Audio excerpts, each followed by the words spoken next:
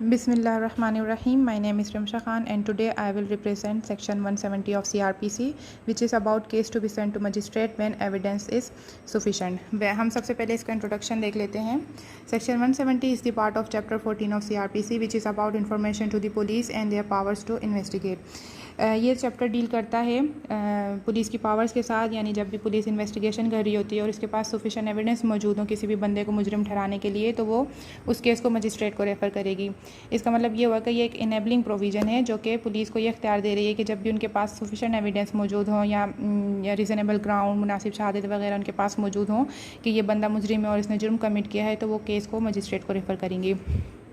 In the other hand इसका क्या मतलब हुआ, यानी एविडेंस सफिशेंट नहीं होंगे तो वो पुलिस मजिस्ट्रेट को केस रेफर नहीं कर सकती. अब मैं इस सेक्शन को रीड आउट करती हूँ, साथ साथ हम इसको डिस्कस करेंगे. If upon an investigation under this chapter it appears to the officer in charge of the police station that there is sufficient evidence or reasonable ground as aforesaid, such officer shall forward the accused under custody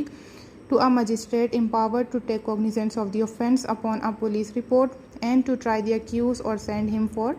trial. जैसे कि मैंने अभी बताया कि under this chapter police officer कोई भी investigation कर रही हो और उसे ऐसा लगे कि उसके पास सफिशेंट एविडेंस मौजूद हैं या उसके पास रीज़नेबल ग्राउंड हैं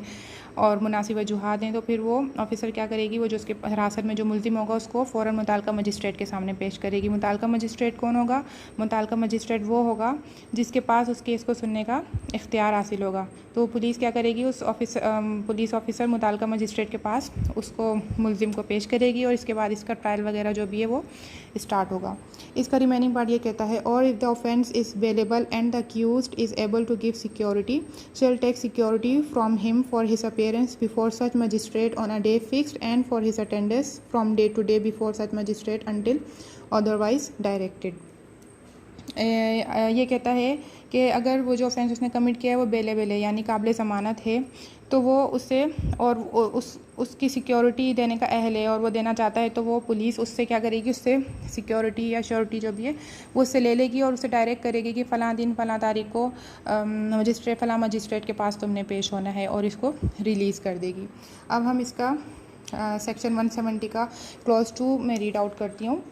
When the officer in charge of a police station forwards an accused person to a magistrate or takes security for his appearance before such magistrate under this section, he shall send to such magistrate any weapon or other article which it may be necessary to produce before him and shall require the complainant, if any, and so many of the person who appear to such officer to be acquainted with the circumstances of the case as he may think necessary, to execute a bond to appear before the magistrate as thereby directed and prosecute or give evidence as the case may be in the matter of the charge against the accused. अब यहाँ पे क्या बात की जा रही है कि जब मजिस्ट्रेट के सामने पुलिस उस बंदे को पेश करेगी तो इसके साथ साथ इसकी हिरासत में कोई जो भी वेपन मिला है या औजार मिला है या कोई भी सामान बरामद हुआ है, जो कुछ भी उससे बरामद हुआ है, वो सब भी मजिस्ट्रेट के सामने पेश करेगी. और इसके अलावा जितने भी लोग उस केस के हक़ाइक़ व वाक़ियात से आगाह होंगे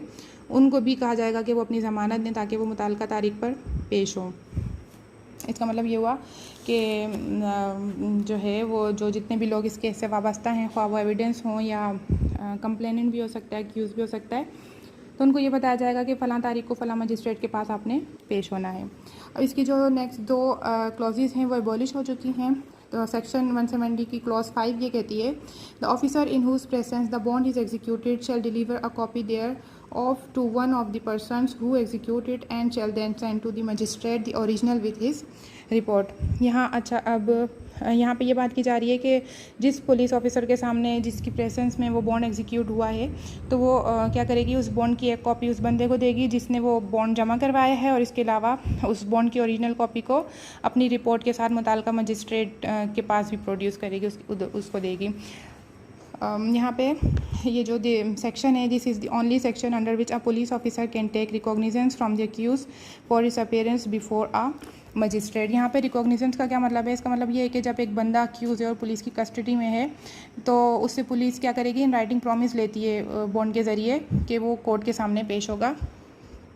तो यहाँ पे रिकॉग्निजेंस का ये मतलब है. And this is the only section जिसमें पुलिस को ये इख्तियार दिया गया है कि वो रिकॉग्निजेंस ले सकती है